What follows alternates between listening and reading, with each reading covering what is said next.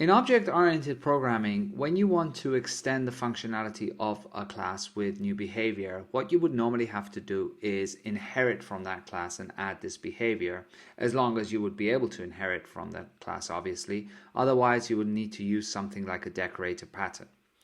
In Kotlin, we have the ability to extend classes, whether they are Kotlin classes or Java classes, by means of what's called extension functions. So let's assume that I have a function which is convert spaces to underscores, and that takes a string, returns a string, and what I want to do here is take the string and replace all the spaces with underscores. So when I want to call this function, how I would do it is basically do convert to spaces, and then this is my text, and the output would be, it would convert all of these spaces to underscores. What I want to do though is have the ability to not call this function standalone, but call it as if it were a method, a function of this is my text. In other words, what I want is to do this is my text and then call convert spaces to underscores. So how would I do that? So what you do is in Kotlin, if you want to extend the class, you basically add the function by prefixing it with the name of the class. So instead of making this function standalone, what I would do is make it part of the string class. And by simply putting string dot and the function name, I have now extended the class string.